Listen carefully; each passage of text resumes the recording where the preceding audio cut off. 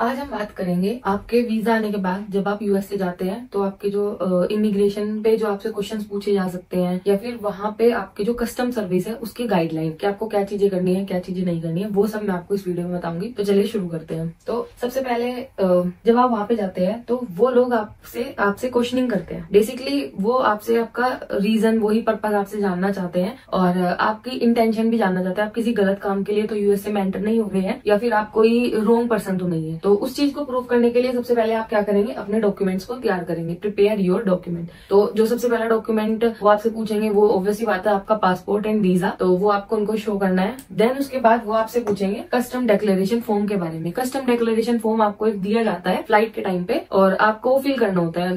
लेकिन उस फॉर्म को फिल करते हुए आपने ध्यान रखना है कि आप कोई भी मिस्टेक ना करें, अच्छे से उसको फॉर्म करें और अपने जो रियल आंसर है वही आप उसमें लिखे। क्योंकि अगर आप इस पॉइंट पे जाके मिस्टेक करते हो तो ऑब्वियसली बात है, आपने काफी सारी वीडियोस देखी होगी कि लोग पहुंच जाते हैं लेकिन उनके पास कुछ ऐसा होता है या सस्पिशियस जो ऑफिसर्स है वहां पे उनको लगता है तो वो उनको एंटर नहीं करने देते, उनको वापस भेज देते हैं। तो इसलिए ये चीजें बहुत ध्यान रखनी है। देन उसके बाद आपके पास वो आपसे, ये मैंडेटरी नहीं है कि वो पूछेंगे लेकिन वो पूछ सकते हैं आपसे आपके रिटर्न टिकट। तो इन सब चीजों को आपने ध्यान रखना है। सेकंड, वो आपसे क्वेश्चंस पूछेंगे। तो आपको क्या क्वेश्चंस पूछ सकते हैं? सबसे पहले तो आपकी इंटेंशन क्या है यूएस से जाने की, कि आप यूएसए में क्यों एंटर कर रहे हैं। तो उसके लिए आपको क्या करना है कि आपने उनको बताना है आपका पर्पस, कि आप मेडिकल ट्रीटमेंट के लिए जा रहे हो, मेरे को इस डॉक्टर के पास ये ट्रीटमेंट लेना है। या फिर अगर आप टूरिस्ट हो तो कि मैं टूरिस्ट हूँ, ये प्लेसेस पे मैं घूमना चाहता हूँ। सेकंड, वो आपसे पूछेंगे आपके स्टे की ड्यूरेशन, कि आप कितने टाइम के लिए यूएसए में रुकना चाहते हैं। और आपने वही अपना टिकट के थ्रू आप उनको बता सकते हो कि मेरे पास ऑलरेडी रिटर्न टिकट है और मैं इस टाइम से इस टाइम तक वहां पे रुकूंगी और उसके बाद में वापस चली जाऊंगी। देन उसके बाद वो आपसे पूछेंगे आपकी अकोमोडेशन डिटेल्स, यानी कि आप जाने के बाद कहाँ रुकोगे, आप प्री प्लान है या नहीं, आपने कोई होटल बुक किया है या नहीं,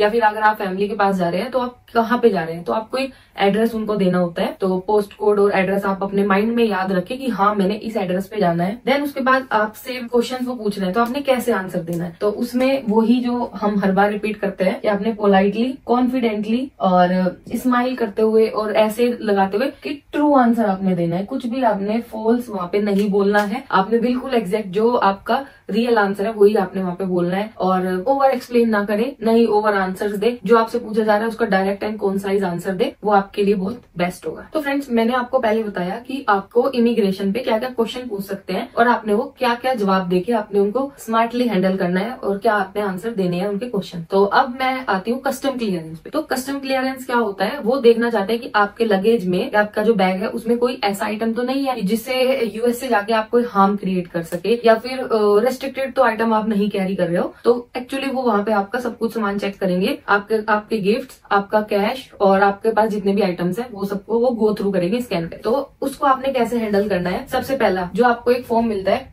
कस्टम डिक्लेरेशन फॉर्म, उसको आपने बहुत ही अच्छे से फिल करना है। जितना भी आपके पास फूड आइटम है, कैश है, कोई भी अदर आइटम है, मेडिसिन है, या फिर आपके लाइक आपका मेकअप प्रोडक्ट्स है, या फिर आपका ज्वेलरी, एक्सेसरी जो भी है, आपने वो सब कुछ उस फॉर्म में लिख देना है ताकि आप किसी रिक्वेश्चनिंग से बच सके, आप गिल्टी ना उनके सामने आप निकले। तो आपने वो ऑलरेडी उनको सब कुछ बता देना है। और इंपॉर्टेंट चीज क्या आती है, अवॉइड प्रोहिबिटेड आइटम। वहां पे भी आपको, एयरपोर्ट पे भी आपको लिस्ट मिलेगी कि ये आइटम प्रोहिबिटेड है, इनको आप नहीं कैरी कर सकते, नहीं ले जा सकते। तो बेटर है आप वहीं पे निकाल के उनको डस्टबिन में डाल दे, या फिर आप बेटर है गूगल करके पहले ही जाएं और उनको ना लेकर जाएं। और सबसे एक इम्पोर्टेंट चीज क्या आती है, कैश। क्या आप कितना कैश कैरी कर सकते हैं? आप $10,000 यूएस डॉलर से कम कैरी कर सकते हैं। अगर आपके पास $10,000 यूएस डॉलर है तो आपने वहां पे बताना होगा, आपने अपने फॉर्म में लिखना होगा कि मेरे पास इतना अमाउंट है और आपने उनको बताना है कि ये अमाउंट है मेरे पास। और अगर इससे ज्यादा भी है तो भी आपने उनको बताना ही है। ऑब्वियसली बात है, कम आप ले जा सकते हैं, ज्यादा आपको बताना पड़ेगा उनको कि मेरे पास इस पर्पस के लिए इतना ज्यादा कैश है। फिर उसके बाद आपके पास क्या चीज आ जाती है कि आपका जो कस्टम है वो क्लियर हो गया। देन उसके बाद आपने जाना है अपना बगेज लेने के लिए, अपने बैग्स वहां से लेने के लिए। तो एक आपको ना फ्लाइट के टाइम पे आपको एक टिकट नंबर दिया जाता है कि आपको उसके थ्रू आप पता कर सकते हो कि आपका बैग कौन से उस पे आने वाला है। ये आपको अपना थोड़ा माइंड यूज करके वहां पे पता करना पड़ेगा। और जब आप अपना लगेज लेते हैं तो एक चीज बहुत ध्यान रखें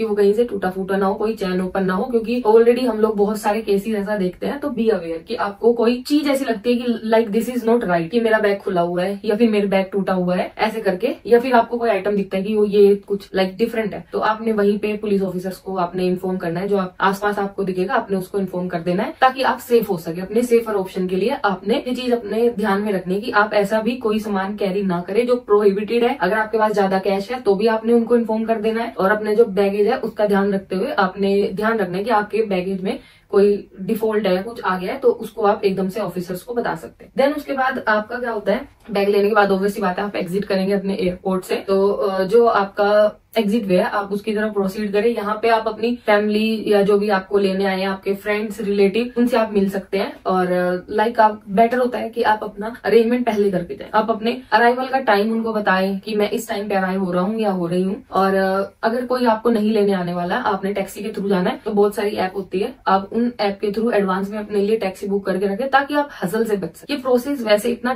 टिपिकल नहीं है, पूरा ही प्रोसेस अगर आप ऑनेस्ट है, आपके पेपर रियल है, या आप कॉन्फिडेंटली आप आंसर दे सके, तो ये कुछ भी नहीं है, एक स्मूथली प्रोसेस है। लेकिन कोई भी इसके बारे में आपसे नहीं बताएगा, और आप किसी से भी पूछोगे आपको बोलेंगे हाँ हो जाएगा, हाँ देख लेंगे, या फिर बहुत इजी होता है, एक दो सवाल पूछेंगे। नहीं, आप प्रिपेयर होके जाए ताकि आप एडवांस हो उनसे। कोई आप चीज आपको पता है कि आप के पास इतना कैश है, तो आपको एडवांस अपने माइंड में रखना है कि उनको आप बता दे, कि ताकि आपसे वो रिक्वेश्चनिंग ना कर पाए कि हाँ ये बंदा जेन्युइन है, इन्होंने पहले ही बता दिया। तो ये छोटी छोटी बातें हैं जिसके थ्रू आपका जो पूरा प्रोसेस है वो स्मूथली हो सकता है। इस वीडियो में इतना ही। नेक्स्ट वीडियो में आपको मिलते हैं नए टॉपिक पे, तब तक के लिए बाय।